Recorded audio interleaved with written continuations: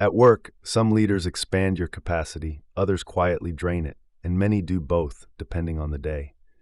What separates the two isn't charisma or clever slogans. It's everyday habits. How time is spent, who gets context, where decisions live, and whether credit flows to the people who created the work. When those habits tilt the wrong way, teams compensate with late nights, constant rework, and careful silence, and careers start bending around the boss instead of the mission. The good news is that patterns are visible, predictable, and fixable with simple shifts in behavior and clear agreements. In this blink, you'll learn practical ways to spot harmful leadership patterns early, understand the damage they trigger, and respond with tools that restore momentum and fairness. We'll focus on 6 of the 13 most common boss archetypes and translate each into concrete cues, scripts, and routines you can use, both to manage today and to strengthen your own leadership tomorrow. Picture the manager you rarely see by day, but always hear from at night. Your phone lights up with back-to-back emails that forward long chains with little context, a few rapid-fire requests, and no hello or guidance. During working hours, they're a blur in the hallway, canceling or skipping one-on-one meetings, offering rushed feedback when you finally get time, and reserving their energy for meetings with senior leaders. Access feels like a favor, and communication is a one-way street that appears when they need something. That behavior defines the always busy, chronically unavailable boss. They justify absence as efficiency, treat busyness as proof of value, and let late-night inbox clearing replace real leadership. The impact on a team is predictable. Overloaded roles, shifting priorities, decisions made by email rather than conversation, and a steady drain on morale as people question whether they're seen or valued. Trust erodes, turnover rises, and those who remain carry the work of those who left. There's a better way to lead, and it starts with time. Ask why you're in each meeting and remove those that can be handled asynchronously, lack an agenda, or don't include the decision maker. Send a delegate when it's a growth opportunity for them. Protect the time you reclaim for one-on-ones, team touchpoints, and skip levels, and when you must cancel, explain why and reschedule quickly. Make connection tangible. Regular check-ins, brief prep before a big presentation, a timely debrief after, a short note that includes a specific detail so it reads as genuine recognition rather than another vague ping. Put the phone down when you're with someone. Full attention is part of the job. If late hours are real, set expectations on response times and time zones. Use delayed send and bundle requests with context, a clear ask, and a deadline. Before firing off a flurry, consider how it will feel to receive it, what can wait, and what deserves a live conversation. Keep boundaries by reviewing your calendar every couple of months and using a simple trade. Nothing new without removing something old. Lead so your team sleeps and succeeds. You know the type, the manager who strolls in late, checks their phone during updates, and nods off while others are present. Between dozing and disappearing, they cancel one-on-ones, miss decisions, and reappear only to gripe or demand inclusion in meetings they ignored. They leave early, talk openly about how much they dislike the job, and push work and leadership onto the people around them. Respect drops, motivation thins, and the open secret lowers standards. That pattern is active disengagement, and it spreads fast. High performers start plotting exits, cross-functional partners lose trust, and the team carries the load without guidance.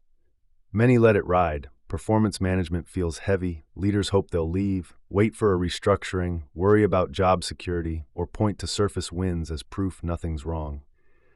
Delay compounds the damage. Perks and policies don't fix a disengaged boss. Recognition and bonuses do little when the leader signals apathy. Engaged leaders lift teams even with imperfect rewards. The leverage is daily behavior, not programs. Start with a mirror conversation, a calm, fact-based check-in in which you reflect what you've observed and ask what's behind it. Block time outside routine check-ins and describe observations without judgment. Late arrivals, skipped meetings, missed deliverables, the follow-up burden on others. Leave space for what's underneath: leadership friction, budget cuts, unclear progression, pay, low performers, personal strain, or a lost connection to the work. If they won't engage, involve HR. If they will, Ask what must change to make them feel excited about work again. Reignite learning with a focused skill plan, courses, shadowing, or short sprints that end with sharing. Set an agreement with specific behaviors, deliverables, regular check-ins, and a timeline that ends in recommitment or a respectful transition with HR. To avoid becoming the napper yourself, watch early signals: boredom, fading curiosity, withdrawal, skipped meetings, Monday dread. If they show up, meet your manager, name what must change, and check for burnout. There are always options: reset expectations, redesign the role, take a learning sprint, or plot an exit. Engagement is contagious. Daily choices determine which way it spreads. You've met the chopper, always around, always watching, and always jumping into the weeds to redo what you already finished. They ask to be copied on every email, demand approval for tiny spends, and summon extra meetings to revisit what an email covered. Updates multiply across trackers, and vague pings turn into piecemeal requests.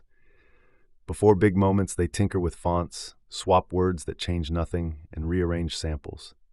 Over time, you stop volunteering ideas, hesitate to decide, and wait for them to land. That's micromanagement as a system, not a rescue. It feeds on total visibility and bottlenecked approvals, while the manager feels productive because they touched everything. People slip into it for familiar reasons. They think they can do it faster, fear mistakes will reflect on them, miss the comfort of hands-on work, or never learned how to manage after a first promotion. And what's the toll? Morale dips, burnout rises, deadlines wobble, and the team's judgment atrophies because decisions are always second-guessed. There's a better path, and it starts with outcomes. Align on the objective, the decision criteria, and what good looks like before the work starts. Then coach. Don't correct. When something misses, resist fixing it yourself. Walk through what's off, why it matters, and have the owner revise so the learning sticks. Replace surveillance with a steady cadence and one clear source of truth for progress. Name the few details that truly matter and give permission to ignore the rest. Delegate approval thresholds so speed returns where risk is low. In group threads, hold back long enough for the team to answer first. Your restraint signals trust more loudly than any speech. If you recognize yourself in the hovering, get support.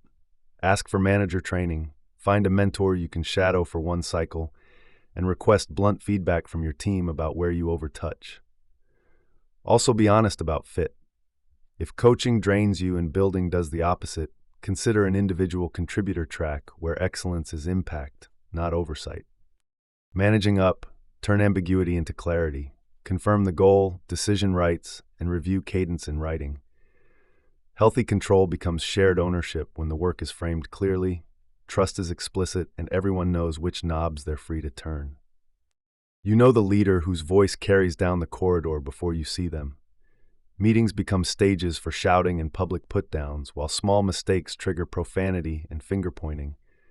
They fixate on appearances, fonts, samples, seating, wardrobe, monitor comings and goings from a glass office, and take swipes at accents, names, or clothing to signal who belongs. The team does the real work: data, decks, talking points, so the boss can present it up the chain, and anyone who questions the behavior is branded a troublemaker. Senior leaders tolerate it because the enforcer gets things done, and teams cycle out as fear becomes the operating system. That's fear-based leadership. It extracts short-term compliance and leaves lasting damage. Communication shuts down, people isolate or bond around a common enemy, creativity stalls, and burnout grows. The pattern persists because it's minimized as temporary stress, excused as toughness, or deferred until after the next quarter. Over a third of leaders report using fear, but fear-driven cultures cost tens of billions in lost productivity, and most of those leaders still see falling output and unhappy teams. If you're a manager, start by naming the fear you're trying to outrun. Are you scared of being excluded, exposed, or replaced? Once you know where it comes from, get help regulating anger so spikes don't become tactics. Replace intimidation with clarity, define outcomes, roles, and decision rights. Give specific feedback in private, and protect those who raise concerns. Reopen communication channels, track climate via turnover, engagement, and burnout signals, and act before it's too late. Own decisions instead of hiding behind HR, and set respect as a baseline, not a perk. People want dignity, fair treatment, and leaders who support good work. If you're working under a fear-based boss, protect yourself while you plan your path. Document incidents and instructions, turn hallway ambushes into brief agenda-based check-ins, and confirm expectations in writing. Build allies who help you stay visible for the right reasons, explore transfers, and keep a realistic exit plan if the pattern persists. Fear can coerce output for a moment. Healthy leadership sustains it by making people feel safe enough to speak, decide, and create. Then there's the grinner, the boss who remembers birthdays, knows your kids' names, respects weekends, and never raises their voice. Then Monday hits, and that warmth can't run a meeting, can't do basic calculations, and can't deliver a focused presentation. Team meetings are handed to you to organize, slides are yours to create, and performance reviews arrive as copy-paste praise that could fit anyone. In front of senior leaders, they recite a few memorized stats, shower the group with compliments, and pass the mic back to the people who did the work. When last-minute assignments land, you work the weekend while pizzas and gift cards arrive as thanks for carrying the load. This is kindness masking incompetence. It persists because likability buys patience, image covers gaps, and bias shapes who gets the benefit of the doubt. Research shows how common and costly it is. Many employees say their worst boss is incompetent, and a large share say their boss doesn't know how to lead. Age dynamics matter too. People more readily accept an incompetent older boss and question fairness when the boss is younger. The toll appears in departures. Half of employees quit to escape a bad boss, and in dollars, with avoidable absences costing companies heavily. If you lead and recognize yourself here, close the gaps. Build a simple onboarding plan for yourself, ask your team and your boss for targeted feedback, and seek courses, mentors, and regular check-ins. Learn the metrics you own, set agendas and priorities, and give specific, role-relevant feedback instead of blanket praise. If coaching and synthesis don't energize you, consider an individual contributor path that rewards expertise without people management. If you're managing up, add structure where the gaps are. Propose a clear agenda template and a steady review cadence. Translate vague requests into concrete deliverables and timelines, and keep a living dashboard of the numbers your leader struggles to find.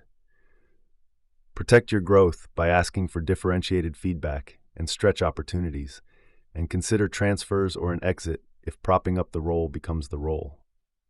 Kindness matters. Competence is what keeps teams healthy and work sustainable.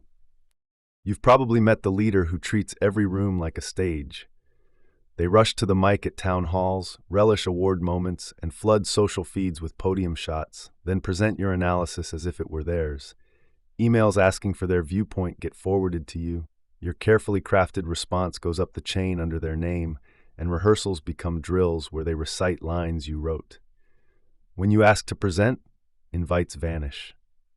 Praise travels upward too, sometimes through notes they script and ask you to send about their great work.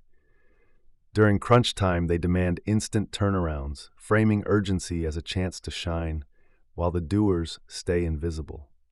That behavior drains teams and distorts how talent is judged.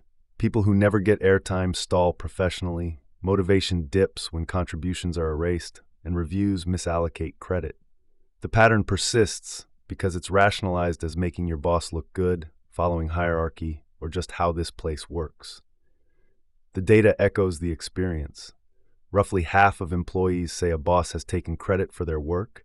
A majority feel very little motivation from their boss, and many believe they could do the job better because they're already doing much of it.